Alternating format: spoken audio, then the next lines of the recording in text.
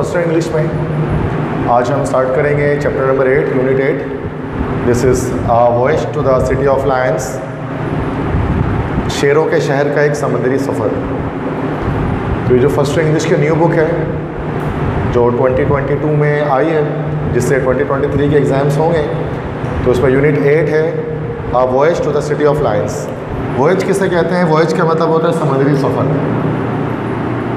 तो समुद्री सफ़र को कहा जाता है this is called voyage. City of Lions मतलब यहाँ पर है शेरों का शहर, और जो सिटी ऑफ लायंस है वो असल में हम एक शहर को कहते हैं दिस इज़ कॉल्ड सिंगापुर। तो सिंगापुर जो एशिया में कंट्री है या एक सिटी है, इसको कहा जाता है सिटी ऑफ लायंस। तो असल में एक सफ़रनामा है सिंगापुर का। इस तरह सिंगापुर नाम के कंट्री के बारे में इसमें हम लोग जानेंगे पढ़ेंगे। This is from travelogue of Altaf Shaikh. Travelogue किसे कहते हैं? ट्रैवलॉग हम लोग कहते हैं सफ़रनामा को उर्दू में।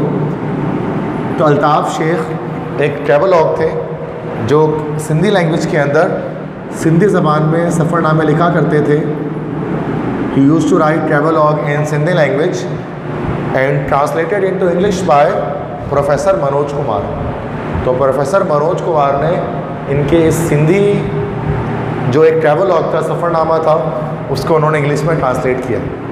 सो दैट्स वाई यहाँ पर लिखा हुआ है कि लिखने वाले अल्ताफ़ शेख है but in Sindhi, but it is translated into English by professor Manoj Kumar. Clear है? So this is the chapter we are going to start here today, voyage to the city of lions. तो फर्स्ट ऑफ ऑल सबसे पहले author के बारे में, मुसन्निफ़ के बारे में कुछ जान लेते हैं, अल्ताफ़ शेख के बारे में। तो ये जो पोर्ट्रेट आपको बोर्ड पर दिख रही है, तो he is the person Altaf Shaikh. आपके बुक के एंड में जो है वो ये चैप्टर मौजूद है, तमाम डिटेल्स हर ऑथर के बारे में, डिफरेंट ऑथर्स उनके बारे में। तो Altaf Shaikh is a travelogue writer, ये एक सफ़रनामा निगार थे। He was born on 14 November 1944 at new Hala, Matiari district, Sindh. 14 November 1944 को ये सिंध के मटियारी डिस्ट्रिक्ट में जो न्यू हाला है, इस शहर में पैदा हुए थे। After completing his early education at cadet college Petaro, he acquired a degree in marine engineering. मतलब पहले उन्होंने कैडेट कॉलेज पिटारो मशहूर है, इससे उन्होंने अपनी इब्तदाई तालीम मुकम्मल की। उसके बाद मरीन इंजीनियरिंग में उन्होंने अपनी डिग्री मुकम्मल की। Then he did MSc in maritime safety administration and join Pakistan national shipping corporation. उसके बाद उन्होंने MSc किया मैरीटाइम सेफ्टी एडमिनिस्ट्रेशन में और ज्वाइन किया पाकिस्तान नेशनल शिपिंग कॉरपोरेशन, जिसको हम लोग PNSC कहते हैं शॉर्ट फॉर्म में। तो PNSC को ज्वाइन किया। He has a unique writing style, उनके एक बड़े मुनफरिद लिखने का अंदाज़ था इनके। And has no match in writing travelogues in Sindhi, और सिंधी ज़बान में कोई सानी नहीं था इनका। जिस तरह से ये ट्रैवलॉग लिखा करते थे, सिंधी ज़बान में इनके अलावा और ऐसे ट्रैवलॉग कोई और नहीं लिखा करता था। His more than 40 travelogues have been published, 40 से ज़्यादा इनके सफ़रनामे छप चुके हैं, मतलब शाया हो चुके हैं। Have been published among which around the world and a journey to Thailand's very famous. जिनमें से दो बहुत मशहूर हैं, एक अराउंड द वर्ल्ड और एक अ जर्नी टू थाईलैंड, मतलब थाईलैंड का सफ़रनामा था, और एक अराउंड द वर्ल्ड नाम से। ये दो ट्रैवलॉग इनके बहुत फेमस हैं, बहुत मशहूर हैं। ठीक है, तो this see is the author. तो इस चैप्टर को जो लिखने वाले हैं ऑथर हैं, इनके बारे में थोड़ी सी इन्फॉर्मेशन हमने देख ली। तो इसको आपको याद रखना है, MCQs के हवाले से आपसे आस्क कर सकते हैं ऑथर के बारे में कुछ भी। तो डिफरेंट चीज़ें इंपॉर्टेंट जो आप इससे निकाल सकते हैं कि कब ये पैदा हुए, इस ईयर में पैदा हुए, न्यू हाला मटियारी डिस्ट्रिक्ट सिंध में पैदा हुए, इब्तदाई तालीम कैडेट कॉलेज पिटारो से हासिल की। उसके बाद मरीन इंजीनियरिंग में एडमिशन किया, फिर MSc किया मैरीटाइम सेफ्टी एडमिनिस्ट्रेशन में, पाकिस्तान नेशनल शिपिंग कॉरपोरेशन को उन्होंने ज्वाइन किया। ठीक है, और इसके अलावा उन्होंने 40 ट्रैवलॉग्स 40 सफ़रनामे लिखे हैं सिंधी ज़बान में, और जिनमें से जो मशहूर है अराउंड द वर्ल्ड, और दूसरा क्या है भाई, अ जर्नी टू थाईलैंड, ये मशहूर है। सो ये कुछ चीज़ें हैं जो आपको याद रखनी है इसके अंदर for MCQs point of view का मसला। क्लियर? तो ये बुक के एंड में आपको ये मिलेगा कि इसमें जो राइटर्स के, वो उसी को मैंने स्क्रीनशॉट लेकर मैंने बोर्ड पर लगाया हुआ है। ठीक है, सेम आपकी बुक में भी यही सब लिखा हुआ होगा सेम। इसके स्टार्ट करते हैं चैप्टर को, दोबारा चैप्टर की तरफ आते हैं। फर्स्ट लाइन है, Singapore is only at 6 hours journey from port Klang of Malaysia.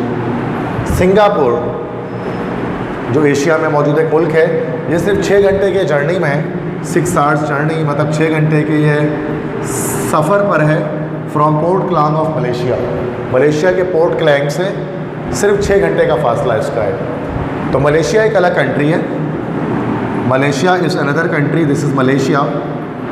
और मलेशिया में एक पोर्ट क्लैंग नाम की एक जगह है, दिस इज़ पोर्ट क्लैंग। और यहाँ पर ये सिंगापुर, ये जो मैं यहाँ से आपको बता रहा हूँ, दिस इज़ सिंगापुर, काफ़ी छोटा है सिंगापुर, नाम सुना होगा आपने। तो तो पोर्ट क्लैंग से यहाँ तक सिंगापुर तक का जो फासला है, अगर आप कश्ती में जाएंगे तो कश्ती में आपको 6 घंटे लगेंगे 6 hours की जर्नी पर।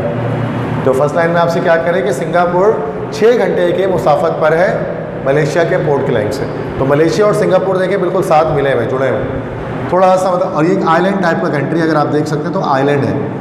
आइलैंड से मुराद की ये कोई एक जजीरा नुमा है, जजीरे जैसा, चारों तरफ पानी से घिरा हुआ है और बिल्कुल मलेशिया के साथ हो। मलेशिया बहुत बड़ा है, इसके मुकाबले में सिंगापुर एक बहुत छोटी कंट्री है। सही है। At night we anchored in Singapore, रात के वक्त हमारी कश्ती एंकर्ड हुई, लंगर अंदाज हुई। तो एंकर्ड के क्या मतलब होता है? एंकर्ड का मतलब होता है लंगर अंदाज होना, मतलब किसी जगह पर जाकर रुक जा रहा। तो रात के वक्त, नाइट टाइम में जब रात हुई तो हमारी कश्ती लंगर अंदाज हुई सिंगापुर में, रुक गए सिंगापुर पे। From our ship the lights of Singapore's streets and high-rise building were shimmering as if decorated for a wedding. हमारी कश्ती से the lights of Singapore's street, Singapore की गलियों की रोशनियाँ, and high-rise building मतलब ऊंची इमारतें, और जो ऊंची इमारतें थी were shimmering का मतलब होता है टिमटिमाना या जगमगाना।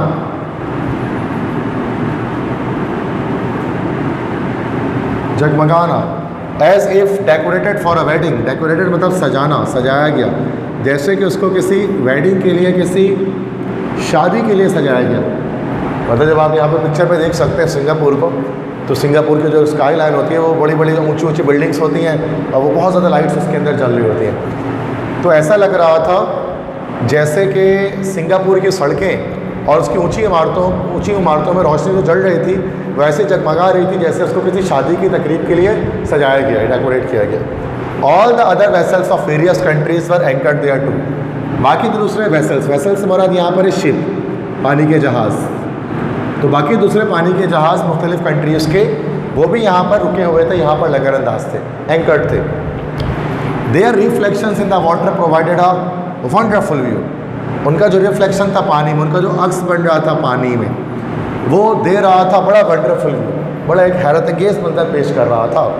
And it seemed as if each vessel were a small island. और ऐसा लग रहा था जैसे हर एक कश्ती, हर एक शिप कैसा है, एक स्मॉल आइलैंड की तरह है, एक छोटा सा वो जजीरा है। मतलब बड़ी बड़ी कश्तियाँ थी और हर कश्ती एक जजीरे जैसे, एक आइलैंड जैसी लग रही थी। फ्रॉम अ जोग्राफिकल परस्पेक्टिव, जोग्राफियाई नुक्ते नज़र से, जोग्राफिकल परस्पेक्टिव, जोग्राफियाई मतलब पर्सपेक्टिव, नुक्ते नज़र। अगर हम एक जोग्राफियाई नुक्ते नज़र से देखें, Singapore is located at maritime cross road. Singapore locate है, मौजूद है, वाक़ है। लोकेटेड मतलब वाक़ है। सिंगापुर वाक़ कहाँ है? At maritime cross road. Maritime से मुराद यहाँ पर है समंदरी क्रॉस रोड वैसे हम लोग कहते हैं चौरंगी। तो जोग्राफियाई नुक्ते नज़र से देखा जाए तो सिंगापुर एक समंदरी चौरंगी पर वाक़ है। चौरंगी मतलब जहाँ से सारी गाड़ियाँ गुजरें। Where almost every ship sailing to और from the Pacific to the Indian Ocean और the south China Sea anchors here. जहाँ लगभग हर एक कश्ती जो सेलिंग, जो सफ़र करते हुए आ रही हो पैसिफिक ओशियन से इंडियन ओशियन या साउथ चाइना सी की तरफ, एंकर्स हियर। एंकर्स मतलब रुकना या लंगर अंदाज होना। यहाँ पर वो कश्ती रुकती है। मतलब कह रहे हैं कि एक तरह से चौरंगी में इस तरह से वाक़ा है कि हर वो कश्ती जो पैसिफिक से आ रही होती है, द पैसिफिक, यहाँ पर द पैसिफिक से मुराद है पैसिफिक ओशियन, ठीक है। एक सबसे बड़ा दुनिया का ओशियन है जिसको बहरुल काहिल उर्दू में कहते हैं। क्या पैसिफिक ओशियन से जो कश्ती आ रही हो किस तरफ, तो द इंडियन ओशियन, ये भी एक ओशियन है जिसको बहर हिंद कहते हैं, बहर हिंद की जानिब। और the south China sea, China में एक समंदर है साउथ चाइना सी, इस तरफ आ रही होती है, तो वो सारी कश्तियाँ यहाँ पर रुकती हैं, सिंगापुर में रुकती हैं। It is a free port as well, ये एक फ्री पोर्ट भी है। फ्री पोर्ट किसे कहते हैं? फ्री पोर्ट ऐसे पोर्ट्स होते हैं जहाँ पर कश्तियों के रुकने पर पैसे नहीं लगते, और जब कश्तियाँ जब वहाँ पर रुकती हैं तो कश्तियों जितनी देर भी उस पर रुक सकती हैं, उनसे कोई पैसे नहीं लिए जाते, उनसे कोई चार्जेस नहीं लिए जाते। दैट्स वाई ऐसे पोर्ट को फ्री पोर्ट कहा जाता है। ठीक है, एक मुफ्त बंदरगाह की तरह से थी। ये एक फ्री पोर्ट था as well as a major centre of fuel for ship. इसके अलावा एक बुनियादी मरकज़ था जिसका फ्यूल फॉर शिप्स, मतलब ईंधन भरने के लिए, जो शिप्स हैं, कश्तियाँ हैं, उनमें ईंधन भरने के लिए, फ्यूलिंग करने के लिए एक मेजर सेंटर था, एक बुनियादी मरकज़ था। She seem like an earthen lamp, ऐसा लग रहा था जैसे ये मिट्टी का कुछ चराग है।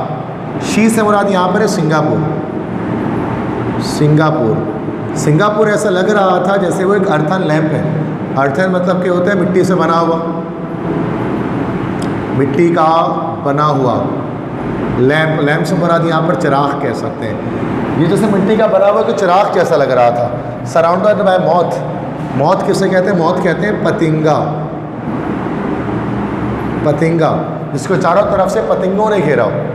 मतलब सिंगापुर के चारों तरफ आप देख सकते हैं, यहाँ पिक्चर में कश्तियाँ बहुत सारी मौजूद हैं। तो सिंगापुर के चारों तरफ कश्तियाँ इस तरह से मौजूद थी जैसे कि सर्दियों के मौसम में जब चिराग रोशन करते हैं, जब रोशनी जलाते हैं, तो क्या होता है कि चारों तरफ से जो जो पतंगे होते हैं, कीड़े वगैरह होते हैं ना उड़ने वाले, वो चारों तरफ जमा हो जाते हैं। बिल्कुल ऐसा ही था। Singapore jetty was quite large. Singapore की जेटी मतलब होती है बंदरगाह, जहाँ कश्तियाँ रुकती हैं। सिंगापुर की जेटी, उसकी बंदरगाह बहुत बड़ी थी, काफ़ी बड़ी थी। क्वाइट लार्ज, क्वाइट से मुराद यहाँ पर है काफ़ी, वो काफ़ी बड़ी थी। Small motor boats were moving in the water like taxis to get people to and from the ship to port. छोटे छोटे मोटर बोट मूव कर रहे थे, हरकत कर रहे थे पानी में, टैक्सी की तरह, ताकि वो लोगों को शिप तक लेकर जा सकें या शिप से पोर्ट की तरफ लेकर जा सकें। As soon as any such taxi came near, जैसे ही ऐसी कोई कश्ती करीब आती, इट वॉज हेल्ड, उसको पुकारा जाता। हेल्ड मतलब पुकारना, उसको पुकारा जाता। And the fair was Hegel, fair का मतलब होते हैं किराया, हैगल का मतलब होता है तय करना, बार्गेन करना, और हैगल किया जाता, किराए को तय किया जाता। मीन जैसे ना कश्ती थोड़ी दूर रुकती है ना, कश्ती बिल्कुल किनारे तक नहीं आती, पोर्ट तक नहीं आती, कश्ती थोड़ी दूर होती है समंदर में, फिर छोटी छोटी और कश्तियाँ आती हैं जो उनको लेकर किनारे तक लेकर आ रही होती है, टैक्सी की तरह होती हैं वो।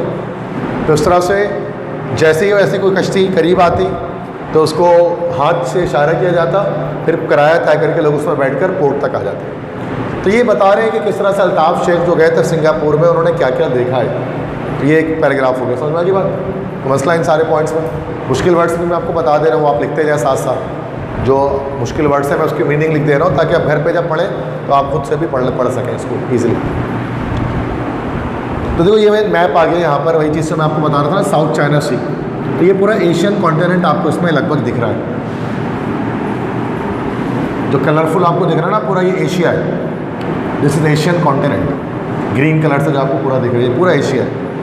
ये वाइट वाला छोड़ दो आप, वाइट वाला तो यूरोप है, फिर ये अफ्रीका है। तो इसमें ये हमारा पाकिस्तान, तो ये रहा, दिस इज़ पाकिस्तान। और यहाँ पर कहीं पर मलेशिया है, ये रहा, और यहाँ है सिंगापुर का छोटा सा सिंगापुर है, इस पॉइंट पर है जहाँ मैंने पॉइंट लगा दिया, दिस इज सिंगापुर। ठीक है, तो ये पॉइंट यहाँ पर सिंगापुर है। अब यहाँ पर आप देख लें समंदर, ये पैसिफिक ओशन ये रहा, दिस इज पैसिफिक ओशन, ये पूरा पैसिफिक ओशन है। और देखें इस सी समंदर दिखा रही, इंडियन ओशन, ये इंडियन ओशन है। और ये हमारे पास है साउथ चाइना सी।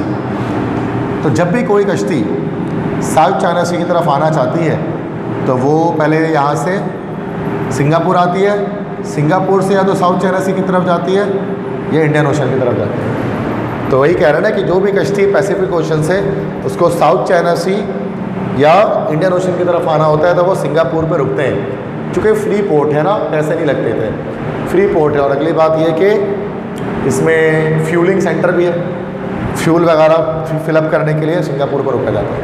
क्लियर? ये ऐसे मैं डायग्राम में दिखा रहा हूँ चीज़ें आपको ताकि ज़्यादा बेहतर क्लियर समझ में आए। Singapore is a small island country. Singapore एक छोटा जजीरे जैसा एक कंट्री है, आइलैंड कंट्री है, जजीरा नुमा मुल्क है। जजीरा क्या होता है आपको पता है ना भाई? आइलैंड जो चारों तरफ पानी से घिरा हुआ है। तो ये एक जजीरा जैसा कंट्री है, एक आइलैंड कंट्री है और छोटा है, स्मॉल है। The largest inland river is only 9 mile longs. इसका जो सबसे बड़ा दरिया है वो सिर्फ 9 मील लंबा है। मतलब इसके अंदर जो दरिया बहता है वो सिर्फ 9 माइल्स लॉन्ग है। इतना छोटा है कंट्री। इसमें जो दरिया बहता है उसकी जो लेंथ है वो सिर्फ 9 माइल्स है। Which floods in the sea. Floods मतलब होता है गिर जाना, जो गिरता है वो दरिया जाकर गिरता है समंदर में।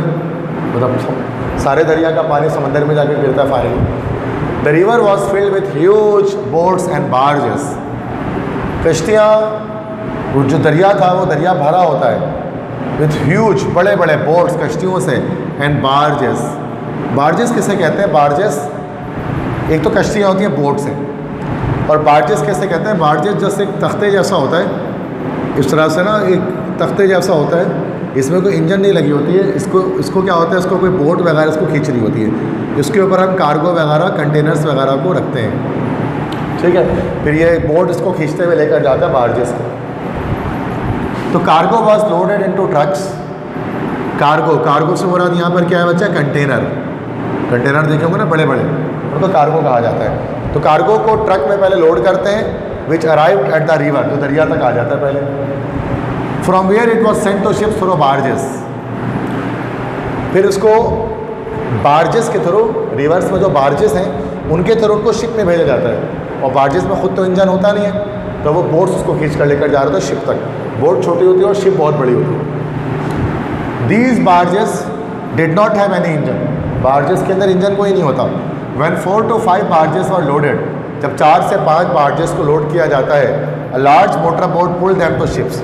एक बड़ा मोटर बोट उन्हें जो है वो खींच कर जो है वो कश्तियों तक, पानी के जहाज़ तक लेकर चला जाता है, ठीक है। सिंपल कहने का मकसद ये है कि लाइक अगर ये रिवर है, दरिया है, ठीक है, और ये जाकर आके समंदर, सी आ गया, समंदर आ गया, तो शिप जो है ना वो बड़ी बड़ी कश्तियाँ जो है वो समंदर में होती है शिप। और ये रिवर है, दरिया है जो 9 माइल्स लॉन्ग है जिसको कह रहे हैं। अब इसके अंदर क्या होता है? पहले कार्गो वगैरह आता है और बार्जेस में हम उसको लाकर रख देते हैं। बार्जेस से फिर क्या होता है कि एक छोटा बोट होती है, बोट उसको खींचते हुए क्या करते हैं? शिप तक ले आते हैं। तो ये तरीका होता है, इस तरह से रिवर से होते हैं वो पूरा, फिर फाइनली जो है वो सी तक आती है। From afar they look like camel caravans. दूर से, फ्रॉम अफार, दूर से ऐसा लगता है जैसे वो कैमल कारावान्स हैं। कारावान्स मतलब काफिले, जैसे ऊँटों के काफिले चलते हुए जा रहे हैं, दूर से ऐसा लगता है, खींचते हुए उसको। The island of Singapore is not far from Malaysia. Malaysia का जजीरा सिंगापुर जो है ना, सिंगापुर का जजीरा मलेशिया से दूर नहीं है। It has the same relation, इसका वही रिलेशन, इसका वही ताल्लुक़ है as the island of Manora has with Karachi. जैसे कि मनोड़ा, अब जो मनोड़ा है दिस इज एक्चुअली कराची में ही, किवाड़ी के पास एक जजीरा है। लोग जाते भी पिकनिक वगैरह मनाने के लिए मनोड़ा में। तो जिस तरह से मनोड़ा और कराची का ताल्लुक़ है कि कराची से थोड़े से फासले पर मनोड़ा मौजूद है, आइलैंड का मनोड़ा का जजीरा मौजूद है, बिल्कुल वैसे ही सिंगापुर और मलेशिया का ताल्लुक़ है। एज वी हैव किमाड़ी, जैसा कि हमारे पास है किमाड़ी, किमाड़ी जहाँ पर पोर्ट है, बंदरगाह सुना होगा नाम किमाड़ी का। जैसा कि हमारे पास किमाड़ी है, so is the Malaysian city of Johor. बिल्कुल वैसे मलेशिया का एक शहर हमारे पास है जिसका नाम है जोहर। मलेशिया की एक सिटी है Johor, which lies just a quarter of a mile away from Singapore. जो सिंगापुर से quarter of a mile, quarter of a mile से मुराद यहाँ पर हो गया दैट इज़ 0.25 माइल, 0.25 माइल्स दूर है सिंगापुर से। There is a bridge that connects Johor with Singapore. वहाँ पर एक ब्रिज भी है, एक पुल भी है जो क्या करता है बच्चे, जोहर को सिंगापुर से कनेक्ट करता है। एक ब्रिज, एक पुल है, ब्रिज हमारा एक पुल है जो मलेशिया को सिंगापुर से जोड़ देता है। Just cross the bridge and you can jump from one country to another. बस आप ब्रिज को क्रॉस करें और आप एक कंट्री से दूसरे कंट्री तक पहुंच जाएंगे। मतलब मलेशिया से आप सिंगापुर पहुंच जाएंगे। देर इज़ अ कॉजवे, वहाँ पर एक कॉजवे, कॉजवे मतलब होता है रास्ता, रोड, सड़क कह सकते हैं। तो वहाँ पर एक सड़क भी है, as well as a railway track along the bridge. Bridge के साथ एक सड़क भी चल रही है और सड़क के साथ साथ एक रेलवे ट्रैक भी चलता है, ट्रेन भी जाती है उस पर, समंदर के ऊपर उन्होंने बनाया हुआ है। ठीक है, आगे पिक्चर आएगी तो मैं इसमें दिखाता हूँ आपको। तो देखिए ये हमारे पास वो दरिया है जो इनलैंड रिवर कह रहे हैं ना, सिंगापुर रिवर इसको कहा जाता है। तो आप इसमें देख सकते हैं कि बोट इसमें चल रही है और एक दरिया है जो कि आगे बढ़ रहा है। ठीक है, तो ये पिक्चर है जिसमें आप देख सकते हैं दैट इज़ सिंगापुर रिवर को, जिसमें बोट्स जा रही हैं। ठीक है, और ये जो मैं बार्जेस कह रहा था आपको, ये बार्जेस भी देख लें कि ये देखो ये बार्जेस है, इसके ऊपर देखो ये बार्जेस है, दे आर द बार्जेस। और ये हमारे पास क्या लोड किया है उस पर, कार्गो होता है ना, कंटेनर, इस तरह से बहुत सारे बड़े बड़े कंटेनर। और ये हमारे पास देखो ये बोट है जिसको खींच कर लेकर जा रहा है ना। देखो बार्जेस को देखो, बोट जो है ना वो रस्सी बंधी हुई है, रस्सी से, इसमें इंजन को नहीं लगा हुआ लेकिन बोट्स में इंजन है, उसको खींच कर लेकर जा रहे हैं। ठीक है, ये चीज़ है। बाकी ये हमारे पास रिवर है, जो दरिया है, समंदर के पास खींच कर लेकर जा रहे हैं। ठीक है, तो ये समझ में आ गई बात आपको, बार्जेस क्या है, बोट्स किस तरह उसको खींचते हैं।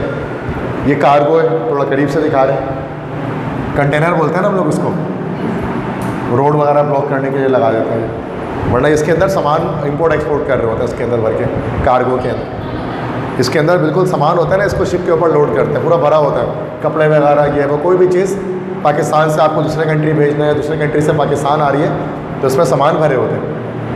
तो शुरू में खाली होता है, बाद में भरा जाता है इसके अंदर सामान। तो बहुत बड़ा होता है ये, ट्रक में इसको लेकर जाया जा रहा होता है इधर। आपने देखा होगा ना, डंपर्स वगैरह के ऊपर लगा होता है, तो बड़ी बड़ी गाड़ियाँ जो होती हैं। तो ये चीज़ है। तो ये मैं आपको बता रहा था ना कि जौहर से जो सिंगापुर का फासला है वो बहुत ज़्यादा कम है देखा जाए तो। ये देखो ये सिंगापुर है, यहाँ पर देखो सिंगापुर है, जौहर यहाँ पर है, ये मलेशिया है पूरा और ये जौहर है, और देखो ये रहा सिंगापुर है। बहुत करीब है ना आपस में, मतलब जैसे कि बिल्कुल करीब है, कोई ज़्यादा डिस्टेंस नहीं है देखा जाए तो सिंगापुर और उसकी मैप के अंदर अगर हम देखेंगे तो, नक्शे के अंदर देखेंगे तो जौहर का सिंगापुर से बहुत कम फासला है, बस एक ब्रिज है जो उसको कनेक्ट कर रही है। ये ब्रिज आप देख सकते हैं, this is Johor to Singapore bridge. तो जिस ब्रिज के बारे में बता रहा था ना, कॉजवे, तो यहाँ से एक ब्रिज इस तरफ, ये जो पूरा है ना, ये सिंगापुर है, तो सिंगापुर, और ये जो यहाँ पर है ना बैक साइड, ये यहाँ पर मलेशिया है। बस इस रोड से आप पार करें, भले आप कार में चले जाएँ या ट्रेन भी जा रही होती है, यहाँ से बस यहाँ से यहाँ पार करें, या सिंगापुर आ गया, और यहाँ आ जाए तो दोबारा मलेशिया आ गया। तो कितना करीब है देखा जाए तो, बहुत ज़्यादा करीब है, मतलब ईजिली जा सकते हैं, 2 से 3 मिनट में पहुँच जाएंगे कहा जाए तो। ये ब्रिज के बारे में कह रहे थे, जिस साइड पर जौहर है उस साइड पर सिंगापुर है, और सिंगापुर में आप देखिए बिल्डिंग्स वगैरह बहुत सारी होती हैं, बड़ी बड़ी, तो काफ़ी एक डेवलप्ड एक कंट्री है। नेक्स्ट क्या लिखा है नेक्स्ट पैराग्राफ में कि Singapore is the country of many religions and nation. Singapore एक ऐसा मुल्क है इसमें बहुत सारे रिलीजन, बहुत से मज़ाहिब और बहुत सी कौमें आबाद हैं। Among its population are Muslims, Buddhists, Hindus, Christians and Sikh. इनकी आबादी में कौन कौन मौजूद है? मुस्लिम्स मौजूद हैं, बुद्धिस्ट मौजूद हैं। बुद्धिस्ट कौन होते हैं? बुद्ध मत के पैरोकार बुद्धिस्ट जो होता है ना, एक मज़हब होता है, बुद्धिज़्म को फॉलो करते हैं, सबसे ज़्यादा यही है, बुद्धिस्ट हैं। हिंदूज हैं, क्रिश्चियन हैं, क्रिश्चियन मतलब ईसाई हैं, और सिख हैं।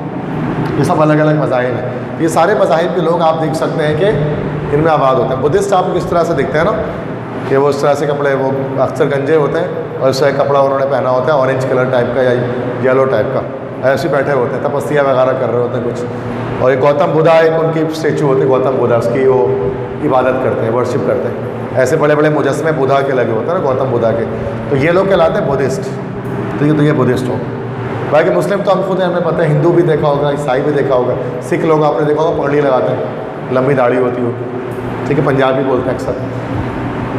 तो सबसे ज़्यादा मज़हब, सबसे ज़्यादा देखो कौन है यहाँ पर, रिलीजन डिस्ट्रीब्यूशन क्या है, सबसे ज़्यादा बुद्धिस्ट हैं। ये इतना बड़ा पोर्शन है, 42.5% बुद्धिस्ट रहते हैं। और मुस्लिम्स कितने रहते हैं? मुस्लिम से जो पोर्शन हमारे पास है वो थोड़ा सा इतना परसेंट है, मतलब मुस्लिम्स हमारे पास ये हैं 14.8%, ठीक है। उसके अलावा बाकी तमाम मज़हब है, मतलब फर्स्ट नंबर पर सबसे ज़्यादा इसमें बुद्धिस्ट हैं, सेकंड नंबर पे उसके बाद मुस्लिम्स हैं, बाकी फिर सारे मज़हब के अलग अलग लोग मौजूद हैं इसके अंदर। तो मुसलमान भी एक बड़ी तादाद में इसके अंदर मौजूद है, बट सबसे ज़्यादा नहीं है, सबसे ज़्यादा इसके अंदर बुद्धिस्ट है। ठीक है। और मुस्लिम्स के लिहाज से ये कि एक ऐसी इंफॉर्मेशन है कि इसके जो प्राइम मिनिस्टर हैं वो तो नॉन मुस्लिम हैं, लेकिन जो प्रेसिडेंट है बहुत मशहूर हैं, सिंगापुर के प्रेसिडेंट हैं, इनका नाम है हलीमा याकूब। तो ये जो पिक्चर आप देख रहे हैं तो she is actually Halima Yacob. तो Halima Yacob is the president of Singapore, जो सिंगापुर के सदर है अभी इस वक्त फ़िलहाल। तो मतलब मुस्लिम्स की मेजॉरिटी है ज़्यादा, तभी तो मुस्लिम प्रेसिडेंट बन रहे हैं। तो वैसे देखने में नहीं लगता कंट्री को कि यार ऐसे मुस्लिम्स होंगे, क्योंकि किस तरह मुस्लिम तो शक्ल से नहीं लग रहा मुस्लिम है, ड्रेसिंग से ही पता लग जाएगा मुस्लिम है। ठीक है, नाम से नहीं लग रहा हलीमा याकूब, तो मुस्लिम का नाम होता है ना भाई। तो जो प्रेसिडेंट है सिंगापुर के वो मुसलमान है। तो अक्सर हमें लगता है कि जो मुस्लिम कंट्री हैं वो थोड़ी सी उल्टी पुल्टी होंगी, मतलब ना मतलब बैकवर्ड होंगी और इतना डेवलप नहीं होंगी, बट सिंगापुर जैसे कंट्री में भी मुसलमान बहुत बड़ी तादाद में आबाद है, जो बहुत ज़्यादा डेवलप्ड है। Various languages are widely spoken, बहुत सी ज़बानें बोली जाती हैं इसके अंदर सिंगापुर में, but there are 4 national languages, 4 कौमी ज़बानें हैं इनकी, 4 नेशनल लैंग्वेजेस हैं, 4 कौमी ज़बानें हैं। यह पाकिस्तान की एक है ना उर्दू है, इनकी 4 कौमी ज़बानें हैं।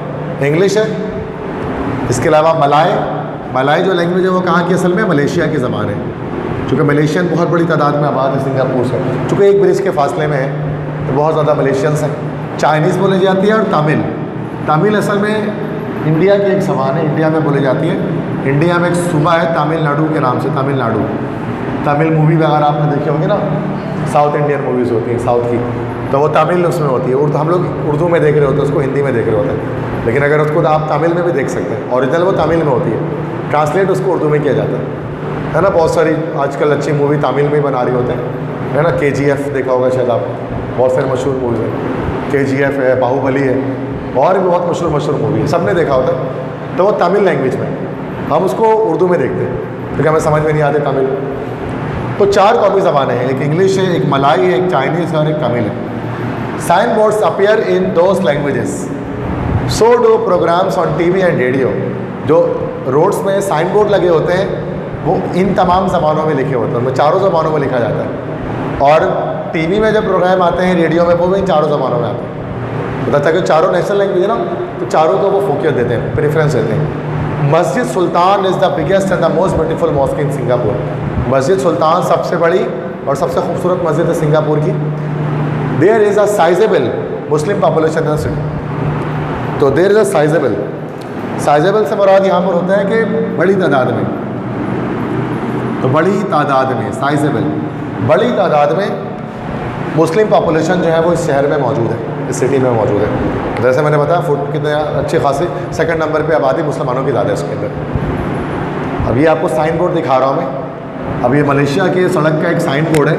अब आप उसमें देखिए डिफरेंट ज़बान में लिखा हुआ है, जैसे यहाँ पर जैसे ना श्री कृष्णा टेम्पल इंग्लिश में लिखा हुआ है, फिर इसको ये तमिल लैंग्वेज में लिखा हुआ है इस तरह से, और नीचे ये चाइनीज़ लैंग्वेज में लिखा हुआ है। ठीक है, तो आप देख सकते हैं कि अलग अलग ज़बानों में लिखा होता है। हमारे जैसे इंग्लिश और उर्दू लिखा होता है ना, इसमें चाइनीज़ भी होता है, तमिल भी होता है, मलाई लैंग्वेज भी होती है, सब लैंग्वेज में लिखा होता है। इस तरह से साइन बोर्ड आपको मिलेंगे सिंगापुर जब आप जाएंगे, क्योंकि हर एक ज़बान बोलने वाले लोग वहाँ पर मौजूद हैं। और ये मस्जिद सुल्तान है जिसका भी बता रहा था ना, बहुत खूबसूरत मस्जिद है। आप देखें तो बहुत ही खूबसूरत और काफ़ी बड़ी मस्जिद है, इसको मस्जिद सुल्तान कहा जाता है। सिंगापुर की सबसे बड़ी मस्जिद है ये पिक्चर में आप इसको देख लें कैसी लगती है मस्जिद। ठीक है, आगे बढ़ते हैं। Singapore is known in the world as one of the prosperous and wealthiest country in the area. Singapore को समझा जाता है as one of the most prosperous के मतलब होता है खुशहाल, एक बहुत खुशहाल मुल्क है। एंड वेल्थिएस्ट कंट्री, दौलतमंद एक कंट्री है उस खत्ता का, उस एरिया का। एशिया के सबसे खुशहाल और सबसे दौलतमंद कंट्री में शुमार होता है किसका बच्चे? सिंगापुर का। People might mistake it for a large country, लोग शायद गलती कर जाएं। माइट मतलब होता है शायद, लोग शायद गलती कर जाएं कि ये कोई बड़ा एक मुल्क है विद अबंडेंट एग्रीकल्चरल प्रोडक्ट। लोग शायद ये सोचें कि एक बड़ा मुल्क है जिसमें अबंडेंट मतलब वाफिर मिकदार में, जिसमें वाफिर मिकदार में एग्रीकल्चरल प्रोडक्ट्स, जिसकी ज़रूरी पैदावार है, या फिर मिनरल्स मतलब या फिर मादनियात है। तो लोगों को लगता है शायद इसके अंदर बहुत ज़्यादा खेती बाड़ी होती होगी या बहुत ज़्यादा मिनरल्स मादनियात निकलते होंगे, तभी ये कंट्री बहुत ज़्यादा वेल्दी है, प्रॉस्पेरस है। लोग शायद ये गलती कर जाएंगे समझने में। But Singapore is a small island, लेकिन सिंगापुर तो एक छोटा सा जजीरा है which is just like a dot on the world map, जो दुनिया के नक्शे में एक डॉट की तरह से है, एक नुक्ते की तरह से है। तो उसमें ये सब थोड़ी ना होगा, मिनरल्स और एग्रीकल्चरल रिसोर्सेज ये सब नहीं है। तो उसके बावजूद वो इतना तरक्की याफ्ता कैसे, इतना खुशहाल और इतना दौलतमंद कैसे, ये आगे बताएंगे। तो यहाँ पर दोबारा नक्शे में वो डॉट दिखा रहे हैं ना, जैसे भी मैंने आपको दिखाया था कितना छोटा है सिंगापुर। यहाँ पे भी देख लें कि ये पूरा एशिया का कॉन्टिनेंट है। इसके अंदर जो सिंगापुर होता है वो आपको दिखेगा, हमें एक छोटा सा डॉट होता है यहाँ पर, जैसे मैं एक डॉट लगा रहा हूँ, वो डॉट सिंगापुर है। यहाँ पर इतना अच्छा दिख भी नहीं रहा, ये डॉट है। अब ये डॉट सिंगापुर है। अब इसके मुकाबले में देखो थाईलैंड कितना बड़ा है, इसके मुकाबले में चाइना कितना बड़ा है, मलेशिया खुद कितना बड़ा है, तो ये डॉट कितना छोटा है। इतने छोटे से कंट्री में आपको एग्रीकल्चरल और मिनरल रिसोर्सेज तो मिल नहीं सकते, तो फिर कैसे ये कंट्री इतना ज़्यादा मतलब खुशहाल हो गई, इतने से हो गए भी। तो आगे बता रहे हैं, the area of the whole country is only 225 square miles. जो एरिया है इस पूरे कंट्री का, एरिया मतलब इस पूरे कंट्री का जो रकबा है वो सिर्फ 225 स्क्वायर माइल, 225 स्क्वायर माइल्स है, बस इतना सा है। कराची शहर हमारे जितना बड़ा है, समझो लगभग उतना बड़ा शहर कराची कितना बड़ा, पूरा एक कंट्री का रकबा है इसके। 80% of its population lives in just 28 square miles of land around the port. इसकी 80% आबादी रहती है in just 28 square miles of land around the port. बंदरगाह के करीब जो 28 स्क्वायर माइल का इलाका है उस पर रहती है। मतलब वैसे 225 स्क्वायर माइल टोटल है, लेकिन इसमें से जो 28 स्क्वायर माइल का रकबा है, इलाका है पोर्ट के आसपास, वहाँ पर उसकी 80% आबादी रहती है। मतलब बाकी 20% आबादी पूरे एरिया में रहती है। मतलब पूरे मलेशिया के अंदर भी पोर्ट के पास वाले इलाके ज़्यादा डेंस है, ज़्यादा डेंसली पॉपुलेटेड है, जहाँ आबादी ज़्यादा है। Like Japan, she imports every raw material and most of the food products। Japan की तरह, like जापान की तरह, शी से मुराद यहाँ पर दोबारा से क्या है भाई, सिंगापुर। इम्पोर्ट्स के मतलब होता है दरामद। वो दरामद करती है, अपने कंट्री में मंगवाती है एवरी रॉ मटेरियल मतलब खाम माल, हर खाम माल मंगवाती है। And most of the food products, और अक्सर फूड प्रोडक्ट्स मतलब खाने पीने की चीज़ें। However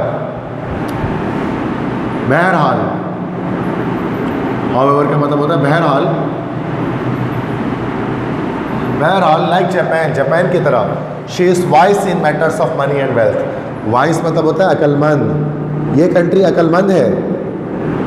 in matters of money and wealth, दौलत और पैसों के मामले में। मैटर्स मतलब होता है मामला, मनी मतलब होते हैं पैसा, और वेल्थ मतलब होती है दौलत और पैसे के मामले में ये कंट्री बहुत अक्लमंद है। Much of her income depends on the arrival of tourist. इसकी ज़्यादातर इनकम मतलब इसकी ज़्यादातर जो आमदनी होती है, डिपेंड्स ऑन, उसका निसार किस पर होता है, on the arrival of tourist. Arrival मतलब आमद, टूरिस्ट किसे कहते हैं, सयाहों की आमद पर डिपेंड करती है। जो टूरिस्ट आते हैं इस कंट्री में, ज़्यादातर इसकी इनकम उन टूरिस्ट से आती है। Trade and ships from overseas, या फिर ट्रेड या जो तिजारत होती है यहाँ पर, इंपोर्ट एक्सपोर्ट होता है, या शिप्स जो आती हैं, जहाज़ आते हैं पानी के फ्रॉम ओवरसीज़ मतलब होता है बैरून ममालिक, बाहर मुल्क से जो आते हैं, उनसे इनकी सारी कमाई होती है। Tourist and traders from all over the world come here for business. सयाह और ताजिर, ट्रेडर मतलब होता है ताजिर, पूरी दुनिया से आते हैं यहाँ पर किसके लिए, हमें बिजनेस के लिए, मतलब कारोबार करने के लिए आते हैं। शॉपिंग ख़रीदारी करने आते हैं। लीजर मतलब कि टाइम पास करना, लीजर मतलब होता है टाइम पास या फारिग वक्त गुजारने के लिए यहाँ पर वो आते हैं। और उन टूरिस्ट की वजह से अब वो लोग चीज़ें ख़रीदते वगैरह हैं, तो क्या होता है कि कंट्री स्टेबल होती है, कंट्री में इनकम में इजाफा होता है। तो इनका एग्रीकल्चर पर, ज़राअत पर, खेती बाड़ी पर, मादनियात पर सिंगापुर की इकॉनमी का इन्हिसार नहीं है, बल्कि जो टूरिस्ट आ रहे हैं, जो ट्रेडिंग हो रही है, इस पर ये सारा पैसा कमाती है, क्योंकि पूरी दुनिया से लोग आते हैं सिंगापुर में। समझ में आ गई बात। Singapore is a shoppers paradise. Singapore ख़रीदारी करने वालों के लिए एक जन्नत है। सिंगापुर जो है वो शॉपर्स के लिए एक जन्नत है। शॉपर किसे कहते हैं? शॉपर से मुराद यहाँ पर होती है ख़रीदार। पैराडाइज मतलब जन्नत, ख़रीदारों के लिए जन्नत है ये, जो शॉपिंग करने के शौकीन लोग होते हैं। Where one can buy almost everything at cheaper rates than even the country of its origin. जहाँ वन से मुराद कोई भी, जहाँ कोई भी ख़रीद सकता है ऑलमोस्ट एवरीथिंग, लगभग हर एक चीज़, एट चीपर रेट्स, यस, सस्ते दामों में, then even the country of its origin. Origin से मुराद यहाँ पर है जहाँ पर वो बनी हो, जहाँ पर उसकी ऑरिजिन, जहाँ पर उसकी पैदाइश हुई हो। ऑरिजिन वैसे पैदाइश को कहते हैं, मतलब वो चीज़ जहाँ पर बनी है ना जिस कंट्री में, उस कंट्री में भी उतनी सस्ती नहीं मिल सकती जितनी सस्ती आपको वो चीज़ कहाँ पर मिलती है भाई? सिंगापुर में मिलती है, मतलब उसके ऑरिजिन कंट्री से भी सस्ती। Tourist stay in big hotels but eat meals in small restaurants to enjoy the cuisine of the east and the west. जो सयाह है वो ठहरते हैं बड़े बड़े होटल में, लेकिन वो खाते हैं मील्स, खाते हैं वो खाना छोटे छोटे रेस्टोरेंट में, to enjoy the cuisine. Cuisine के मतलब होते हैं ग़िज़ा या खाने कह सकते हैं, फूड कह सकते हैं, क्यूजीन, ग़िज़ा, क्यूजीन, ताकि वो क्यूजीन एंजॉय कर सकें मशरिक़ की और मगरिब की, मशरिक़ी खाने मगरिबी खानों को वो एंजॉय कर सकें। ठीक है, जैसे सिंगापुरियन राइस होता है, सिंगापुर की बड़ी मशहूर है सिंगापुरियन राइस, आपने कभी खाया होगा। उसमें राइस के साथ उसमें स्पैगेटी डाल दिया जाता है, उससे सिंगापुरियन राइस बन जाता है। Most of Singaporean work force depends on the outsiders in different ways. ज़्यादातर सिंगापुरियन वर्क फोर्स, उनका जो काम काज है वो डिपेंड करता है आउटसाइडर्स पर, बाहर से आने वालों से। आउटसाइडर मतलब बाहर मुल्क से आने वाले, डिफरेंट वेज से, डिफरेंट तरीक़ों से उनके ज़्यादातर वर्क फोर्स, उनका जो काम है सिंगापुरियंस का, वो दूसरे कंट्री के लोगों से जुड़ा होता है किसी न किसी तरह से, जो आउटसाइडर से, बाहर कंट्री से आ रहे हैं। Comfortable and spacious public buses ply on roads. Comfortable, पुरसकून, स्पेशियस, स्पेशियस मतलब कुशादा, कुशादा पब्लिक बसेस जो हैं, अवामी जो बसेस हैं, प्लाई, प्लाई मतलब होता है चलती हैं, चलती हैं वो सड़कों पर, टू ईज़ ट्रैफिक, ताकि वो ट्रैफिक को ईज़ कर सकें, कम कर सकें रोड्स पे। मतलब बड़ी बसेस जितनी ज़्यादा चलेंगी और प्राइवेट ट्रांसपोर्ट जितनी कम होगी, उतने ज़्यादा सड़क में ट्रैफिक जैम कम होगा, सिंपल। तो ज़्यादातर बसेस चलती हैं वहाँ पर। Even wealthy people and high officials often travel in these buses instead of their own cars. Even यहाँ तक कि वेल्दी पीपल, अमीर लोग, एंड हाई ऑफिशियल्स, और ऊंचे अफसर, बड़े अफसर, हाई ऑफिशियल मतलब बड़े अफसर लोग भी ऑफन, अक्सर ट्रैवल करते हैं इन बसेस में। इंस्टेड ऑफ का मतलब होता है बजाय, बजाय अपने खुद की गाड़ियों में वो बसेस में ट्रैवल करते हैं। Many of these buses are air condition, इनमें से ज़्यादातर बसेस एयर कंडीशन होती हैं, but the fare is quite low. लेकिन जो फेयर होता है, किराया होता है, वो काफ़ी कम होता है, लो होता है, बहुत ज़्यादा किराया नहीं है चार्ज करते। सही है, जैसे पिक्चर आप देख सकते हैं यहाँ पर, तो ऊपर तो ये ट्रेन भी दिख सकती है आपको, इसमें इंटरसिटी ट्रेन जो चल रही है, और नीचे आपको बसेस भी दिख सकती हैं। काफ़ी अच्छी हालत में बसेस हैं, एयर कंडीशन बसेस होती हैं ये, जिनके रोड पर चलती हैं, इसलिए आपको ट्रैफिक वगैरह इतना जैम आपको नहीं मिलेगा सिंगापुर के अंदर। मतलब काफ़ी एक बड़ा, एक वेल प्लान्ड एक सिटी है सिंगापुर का। अगर आप पिक्चर्स में देखेंगे तो आपको पता लगेगा कि यार वाकई में वेल प्लान्ड है। Near the port is change एले, पोर्ट के करीब ही चेंज एले है। चेंज एले किसे कहते हैं? जहाँ पर हम करेंसी एक्सचेंज करते हैं। चेंज एले एक शॉप की तरह से है, यह एक मकाम, एक जगह है जहाँ पर करेंसी एक्सचेंज की जाती है। You may find every currency of the world being exchange and traded in this narrow and dark market. आप देख सकते हैं कि दुनिया भर की हर करेंसी यहाँ पर एक्सचेंज हो रही होगी, तब्दील हो रही होगी, एंड ट्रेडेड, और इसकी तिजारत की जा रही है, उसकी ख़रीदो फ़रोख्त की जा रही होगी।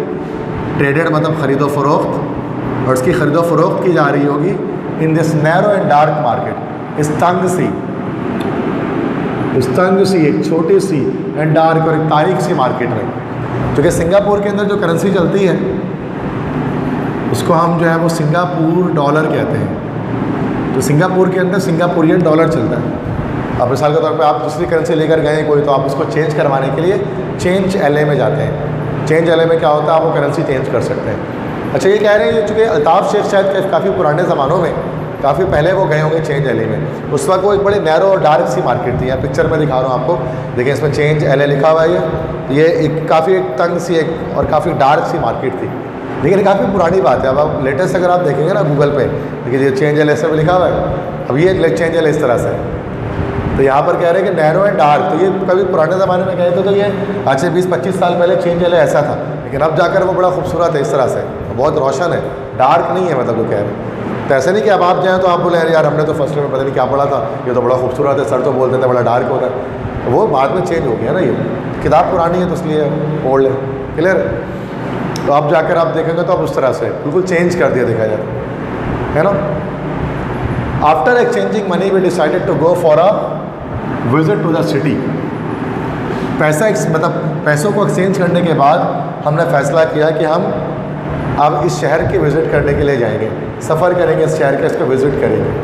ठीक है। The largest market in Singapore was Raffles pulse. Raffles pulse नहीं है, बुक में गलत लिख दिया हुआ है, this is called Raffles place, ये बुक में गलती है। तो सिंगापुर की सबसे बड़ी मार्केट रैफल्स प्लेस है, which was very close to the port, जो पोर्ट से बहुत ज़्यादा करीब था। ऑल द शिप्स, पोर्ट से मुराद दिया बंदरगाह, जो बंदरगाह से बहुत करीब था, सिंगापुर की पोर्ट से उसकी बंदरगाह से बहुत करीब था। All the shops there were large and multi storey. वहाँ जितने भी कई दुकानें थी वो बहुत ऊंची थी, बड़ी थी एंड मल्टी स्टोरी, और कसीरुल मंजिला थी। कसीरुल मंजिला मतलब जिसमें एक से ज़्यादा मंजिलें मौजूद थी। Different types of items were sold on each side. हर एक मकाम पर, हर एक जगह पर मुख्तलिफ चीज़ें बिक रही थी। Walking in to the big shops with a small pocket was putting one in the inferiority complex. इन बड़े बड़े दुकानों में चलना स्मॉल पैकेट के साथ, स्मॉल पॉकेट से मुराद की छोटी जेब के साथ, कम पैसों के साथ, वॉज पुटिंग वन, ये डाल देता किसी भी इंसान को इन the inferiority complex. Inferiority complex कैसे कहते हैं? एहसास कमतरी। चूँकि ये बहुत एक बड़ी मार्केट थी और बहुत महंगी चीज़ें मिल रही थी यहाँ पर, तो जो बंदा कम पैसे लेकर यहाँ जाएगा तो एहसास कमतरी में मुब्तला हो जाएगा, क्योंकि वो ख़रीद ही नहीं पाएगा कुछ भी वहाँ से। But there was no bar to window shopping. Bar मतलब होता है रोक टोक, लेकिन वहाँ पर या बैन, यहाँ पर बार नहीं बैन होगा, यहाँ पर बैन मतलब पाबंदी, बार लिखा हुआ है ये बैन होगा, लेकिन वहाँ पर विंडो शॉपिंग करने पर कोई पाबंदी नहीं थी, मतलब खड़े होकर देखना, विंडो शॉपिंग करना वो आप कर सकते थे। Bargaining was common in Singapore as in Hong Kong, Malaysia and nearly all Asian country. Bargaining से मुराद होता है ना कि भाव करना, ठीक है, तो कमी बेशी करना, पैसे में बार्गेन करना, ठीक है। तो बार्गेनिंग होता है भाव करना, तो भाव करना बहुत कॉमन था, आम था सिंगापुर में, जैसा कि Hong Kong, Malaysia and nearly all Asian country, बाकी तमाम एशियन कंट्री में, पाकिस्तान, इंडिया वगैरह में लोग भाव करते हैं, कम ज़्यादा कराते हैं ना पेमेंट को, तो वो सिंगापुर में भी था। हांगकॉन्ग में भी होता है। हांगकॉन्ग असल में एक अलग कंट्री है, चाइना के साथ है, चाइना में हांगकॉन्ग है, और मलेशिया में भी, इस तरह बाकी तमाम एशियन कंट्री में भी बार्गेनिंग होती है।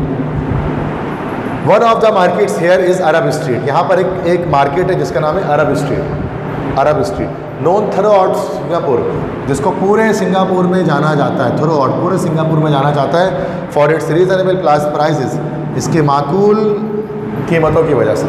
मतलब रैफल्स प्लेस में तो क्या है बेटा, बहुत महंगा पड़ता है, लेकिन अगर आप सस्ता कुछ ख़रीदना चाहते हैं तो फिर आप अरब स्ट्रीट से जाकर ख़रीद सकते हैं। वहाँ पर रीज़नेबल प्राइसेस होती हैं, कम पैसों में आप चीज़ों को ख़रीद सकते हैं। समझ आ गया पैराग्राफ? ये शॉपिंग के बारे में उन्होंने बताया डिफरेंट। अगर देखो ये रैफल्स प्लेस है, दिस इज़ रैफल्स प्लेस, तो काफ़ी खूबसूरत है और काफ़ी बड़ा है। बिल्डिंग्स देख लें तो काफ़ी महंगा मिलेगा यहाँ से सामान जो मिलेगा। दैट्स रैफल्स प्लेस, काफ़ी बड़ी मार्केट है। ये पूरा ये रैफल्स प्लेस आपको ये दिख रहा है, चमकदार बिल्कुल, ये समंदर के बिल्कुल सामने दिख रहा है। और उससे अरब स्ट्रीट, ये अरब स्ट्रीट है, अरब स्ट्रीट है, ये थोड़ा सा छोटा दिख रहा है आपको। यहाँ पर सस्ते दुकानें मिल सकती हैं आपको। ये अरब स्ट्रीट की पिक्चर मैंने गूगल से निकाली है, तो आप इसको देखें कि अरब स्ट्रीट कैसा दिखता है, इसकी बात वो करें। Although the rain falls almost incessantly, although अगरचे रेन फॉल्स बारिश होती है वहाँ ऑलमोस्ट इंसिसेंटली, बिल्कुल सडनली, बिल्कुल अचानक से। सिंगापुर इज़ वेरी क्लीन, इसके बावजूद सिंगापुर बहुत साफ़ है, अगरचे बारिश अचानक से हो जाती है यहाँ पर, कभी भी कुछ पता नहीं, डेली बारिशें हो जाती हैं। इसके बावजूद सिंगापुर हमारा है वो बहुत ज़्यादा साफ है। One can see the cleanliness, greenery and rows of flowers next to each house. आप कोई भी देख सकते हैं क्लीनलीनेस, सफाई, ग्रीनरी, हरियाली एंड रॉज ऑफ फ्लावर्स और फूलों की कतारें नेक्स्ट टू ईच हाउस, हर घर के पड़ोस में। Singapore is recognised as mister clean of the world. Recognise मतलब समझना। सिंगापुर को समझा जाता है इस दुनिया का mister clean of the world, इसको टाइटल दिया गया कि सबसे ज़्यादा, ये टाइटल है असल में मिस्टर क्लीन, सबसे ज़्यादा साफ दुनिया का जो मुल्क है वो सिंगापुर है। The spirit of cleanliness is present in everyone, और जो जज्बा है सफाई का वो हर एक शख्स में मौजूद है, फ्रॉम चिल्ड्रन टू एल्डर्स, बच्चों से लेकर बड़ों तक। द जापानीज सेइंग दैट, जापानियों के सेइंग, जापानियों की एक कहावत है कि keep your house and the front of the street clean and so you see the whole city clean. जापानी कहते हैं कि अपना घर साफ रखो और घर के सामने का, सड़क के सामने का हिस्सा साफ रखो, तो आप देखेंगे ऐसा करने से पूरा शहर साफ हो जाएगा। Is practice here in letter and spirit by the people. इस एक कहावत को प्रैक्टिस, अमल किया जाता है, इस पर अमल किया जाता है लेटर एंड स्पिरिट, दिलो जान से इस कहावत पर सिंगापुर के लोग अमल करते हैं और पूरे शहर को साफ रखते हैं। बिसाइड्स, इसके अलावा the government is also strict in the matter of cleanliness. Government जो हुकूमत है वो भी बहुत सख्त है सफाई के मामलात में। Large fines are impose on a small transgression. बड़े बड़े फाइन मतलब जुर्माना, बड़ा जुर्माना आर इम्पोज मतलब आयद होना, वो आयद होता है ऑन ए स्मॉल ट्रांसग्रेशन का मतलब होता है कानून तोड़ना। छोटे छोटे कानून तोड़ने पर बड़े बड़े जुर्माने लग जाते हैं। $50 ऑन स्पिटिंग, थूकने पर, अगर आपने सड़क पर थूक दिया तो $50 फाइन है, जुर्माना है। एंड ह्यूज पेनल्टीज और even jail terms for littering on roads. और बड़े पेनल्टी, बड़ी सज़ा मिलती है, यहाँ तक कि जेल हो जाती है फॉर लिटरिंग मतलब होता है कचरा फैलाना। अगर आप सड़कों पर कचरा फैलाएंगे तो फिर जेल तक आपको हो जाएगा। इतने ज़्यादा सख्त है गवर्नमेंट वहाँ पर सफाई को लेकर। Garbage bins are place in every nook and corner. Garbage bin मतलब कूड़ेदान, उसको रखा जाता है एवरी नूक एंड कॉर्नर, हर एक किनारे पर गार्बेज बॉक्स रखा जाता है। देयर इज़ मिनिमल नॉइस, वहाँ बहुत कम नॉइस एंड एयर पोल्यूशन, वहाँ पर कम शोर की आलूदगी है, बहुत मिनिमल, बहुत कम हवा की आलूदगी है। लॉज आर स्ट्रिक्ट, कानून बहुत सख्त हैं। And the police force is honest, और वहाँ की जो पुलिस है वो कैसी है, ईमानदार है, ऑनेस्ट है, तभी वहाँ पर ये सारी चीज़ें मुमकिन हो पाती हैं। समझ गए? तो ये आप देख सकते हैं कि ग्रीनरी वहाँ पर बता रहे हैं ना, वहाँ पर एक बिल्डिंग ऐसी है, अब देखें यहाँ पर ये सिंगापुर की एक बिल्डिंग है, इसमें पूरा चारों तरफ दरख्त लगा हुआ है इस बिल्डिंग। तो मतलब कितने ज़्यादा ग्रीन, मतलब इन्वायरमेंट फ्रेंडली है कंट्री। आप देखें पूरा दरख्त लगा हुआ है, तो आपने कभी ऐसा देखा नहीं होगा आज तक इस टाइप से। तो ये सिंगापुर में इस तरह से हरियाली बहुत है। इससे क्या है कि एयर पोल्यूशन नहीं है। After visiting word seeing sites in the city of Singapore. Word seeing मतलब काबिल दीद, देखने के काबिल दीद साइट्स, नज़ारों को देखने के बाद सिंगापुर के शहर के, we decided to visit the countryside. हमने फैसला किया कि हम वहाँ के कंट्री साइड, वहाँ के देहात को जाकर विजिट करेंगे, उसका सफ़र करेंगे। We boarded the bus that would take us to the Changi village.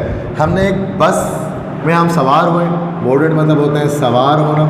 हम एक बस में सवार हुए जो हमें चंगी विलेज लेकर गए, जो सिंगापुर में गाँव है चंगी विलेज, विच ले एट द आइलैंड्स एंड, जो जजीरे के किनारे पर मौजूद था।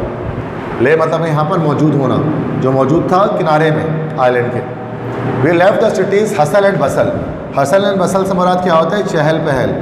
हमने शहर के चहल पहल को छोड़ा and pass through the beautiful and serine atmosphere of the country side. और हम गुजरे बड़े खूबसूरत और सेरीन मतलब क्या होता है, पुरसकून, और पुरसकून फिजा से गुजरे कंट्री साइड के, गाँव देहात के। देयर वॉज ग्रीनरी एवरीवेयर, हर जगह पर हरियाली थी। A coastline also ran along the road. Coastline मतलब साहिल, रोड के साथ साथ साहिल भी चल रहा था समंदर का या दरिया का साहिल चल रहा था। There were orchards of pineapple. Orchards किसे कहते हैं, बाग। वहाँ पर पाइनएप्पल अनानास के बाग थे and forest of the rubber tree, और रबर के दरख्त के जंगलात थे। ठीक है, चूँकि सिंगापुर मलेशिया में रबर के दरख्त होते हैं।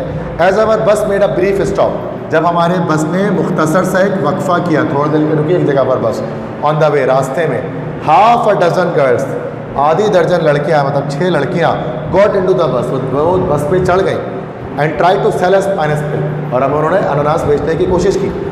The top of the pineapple was cut open, pineapple आपने देखा होगा उसके टॉप को काट दिया जाता है, उसके टॉप को काट दिया गया, and the flash of the fruit was sliced, और जो फ्लैश है, फ्लैश मतलब गूदा, जो गूदा होता है जिसको हम खाते हैं, फ्रूट का फल का वॉज स्लाइस्ड, स्लाइस मतलब उसको काट दिया गया। Each of us bought 1 or 2 pineapple, buy की सेकंड फॉर्म में बाउट खरीदा, हम में से हर एक ने 1 या 2 अनानास खरीदे एंड एन्जॉयड द फ्रूट, और मज़ा लिया उस फल का। मतलब गाँव, मतलब रास्ते में ऐसा कुछ हुआ, ये बता रहे हैं। ये चंगी विलेज की पिक्चर मैं आपको दिखा रहा हूँ, ये बड़ा खूबसूरत है चंगी विलेज भी, तो यहाँ बड़ा सुकून है। आप देखें तो बता रहे ना कि सड़क जहाँ जहाँ चल रही है, सड़क के साथ साथ जो है देखो पानी भी, साइड भी चल रहा है, कोस्ट लाइन चल रही है। इस तरह से पूरे गांव में आप आगे बढ़ते रहेंगे।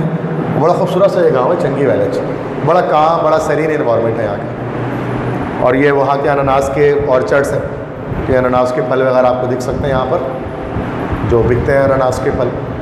और इस तरह से यहाँ पर ये आपको रबर के दरख्त भी देख सकते हैं, this is a rubber tree, rubber का दरख्त है ये। The word Singapore means city of lion. Singapore जो लफ्ज़ है इसके मतलब होते हैं शेरों का शहर, शेर, सिटी ऑफ लायन, शेर का शहर। सिंगापुर के मतलब ही होते हैं शेर का शहर। One can find the marble statues of Lions everywhere, कोई भी ढूंढ सकते हैं मार्बल, मार्बल मतलब संगे मरमर, संगे मरमर के बने हुए स्टेचूज, स्टेचू मतलब मुजस्मे लायंस के शेर की हर जगह पर आपको दिखेंगे वहाँ पर। Singapore is the fusion of the east and the west, Singapore एक फ्यूजन है, एक मिलाप है मशरिक़ और मगरिब का, दोनों का मिलाप है ये country. One finds modern buildings and lifestyle coexisting with the traditional way of life, कोई भी ढूंढ सकता है वहाँ पर कि जदीद तामीरात एंड लाइफ स्टाइल, जदीद ज़िंदगी का तरीका, तर्ज ज़िंदगी आप वहाँ पर देख सकते हैं। बड़ी बड़ी बिल्डिंगें हैं, जदीद तर्ज ज़िंदगी है, को एग्जिस्टिंग, और वो साथ है किसके, with the traditional way of life, जो रिवायती तर्ज ज़िंदगी है उसके साथ साथ आप देख सकते हैं, दोनों चीज़ें मिक्स है। Government spends 25% of its income on education, government 25% अपनी इनकम का तालीम पर खर्च करती है सिंगापुर के अंदर, इसलिए लिटरेसी रेट बहुत ज़्यादा है सिंगापुर की, तरह ख्वानदगी बहुत ज़्यादा है। Citizens are encourage to get education, citizens को इंकरेज किया जाता है, उनकी हौसला अफजाई की जाती है कि वो ज़्यादा से ज़्यादा तालीम हासिल करें।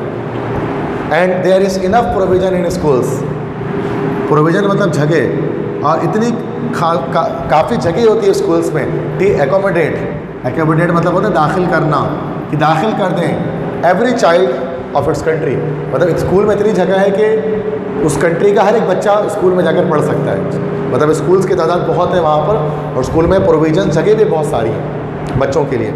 Besides providing them quality education, मेयारी तालीम देने के साथ साथ students are encourage to participate in debates, speeches and sports, तालिब इल्मों को इंकरेज किया जाता है, उनको हौसला अफजाई की जाती है कि वो पार्टिसिपेट करें, कि वो शिरकत करें, किस में, डिबेट्स में, डिबेट्स में, डिबेट्स मतलब मुबाहिसा, बहस करते हैं ना इसमें, मुबाहिसे में, स्पीचेस मतलब तकरीरों में, एंड स्पोर्ट्स, और खेल में भी उनको कहा जाता है कि आप इस पर पार्टिसिपेट करें।